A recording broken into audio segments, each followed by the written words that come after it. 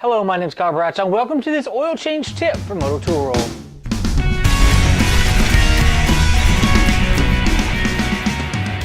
Changing the oil in a motorcycle can be a costly endeavor if you take it to a dealership. It can cost anywhere from $65 to $125 depending on your dealership. Today I want to take a few minutes to break down some of the key basics when it comes to changing your own oil at home in your own garage. Every year, make, model motorcycle, the oil change steps or procedures are a little bit different. On a simple application, this can take as little as 15 to 30 minutes.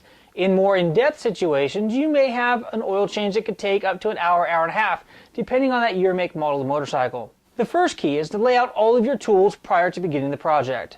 A drain pan, the new oil, an oil filter wrench, and something that lots of people forget is a new crush washer for the drain plug.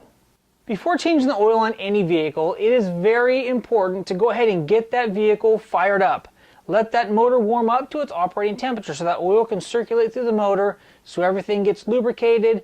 You're then going to shut off the vehicle, remove the drain plug, remove the oil filter cap, and then when the oil drains out sufficiently, go ahead and remove the oil filter from the vehicle. When it comes to removing oil filters, there's a couple key tools out there. If you've got a K&N filter, you're going to have a welded-on 17mm nut.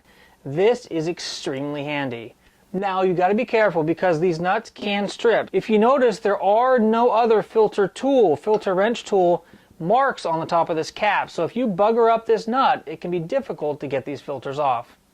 Now, that 17mm nut from K&N is going to cost you a premium. So if you're looking to get a little bit more cost conscious when doing your oil change, a high flow filter is definitely the way to go. High flow filters are great aftermarket oil filters that filter down to about the same microns as any of the more expensive options on the market. How this works is you're going to go ahead and take your make model specific oil filter wrench, you're going to sit it over the top and break it free. There are a couple key oil filter wrenches that I really like out there.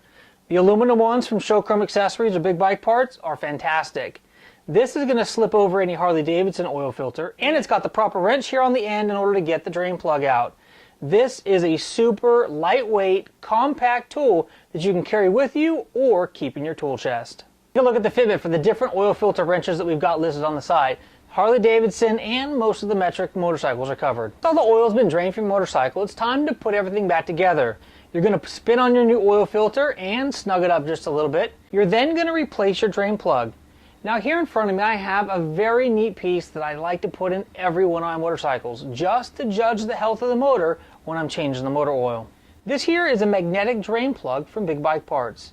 This drain plug has a magnet that's been built into the end which is going to capture all of the metal pieces and shavings that are magnetic, that are circulating through your oil as it passes. These magnetic drain plugs are extremely inexpensive, but they can definitely tell you a lot. If you take this out of the drain pan or the case on your motorcycle and you find a bunch of metal shavings on here, it's definitely a good time to get the motorcycle in for a serious checkup. Now, one thing that people forget to do when changing their oil is change the copper washer or crush washer that's on the drain plug. It's not a very serious thing, and you can usually get 2 or 3 oil changes out of a washer, but if it fails, you could have a catastrophic oil leak if you don't catch it in time. So for just the couple pennies that it takes in order to replace that washer, it's definitely a good idea. Now, to use dinosaur oil or conventional motor oil or a synthetic or a semi-synthetic, we could be here for hours talking about that, so we're going to cover that in a different episode. But the one thing to really take a look at, whether you're using a conventional or you're using synthetic, make sure you're getting the proper weight for your specific year, make, model motorcycle. Having clean engine oil is a great way to ensure that your motorcycle is going to run at its top performance for the longest amount of time. Now, once you've got the motor oil in the motorcycle, make sure that you start the bike up, let that oil run through the filter, and then you're going to make a couple final checks to make sure that the oil level is at the proper level. And that about sums it up. Now that you got fresh motor oil in your power sports vehicle, it's time to get out there and hit the road, hit the trail, hit the sand, hit whatever you're planning to ride on. I'm Kyle Bradshaw, and thank you for joining me for this oil change conversation from Moto Tool Roll. Until next time, take care and ride safe.